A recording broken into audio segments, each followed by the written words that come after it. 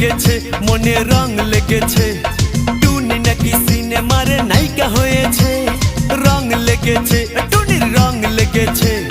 টুনি নাকি সিনেমার নায়িকা হয়েছে সেই ছবিতে নায়ক নাকি থাকবে সাকিব খান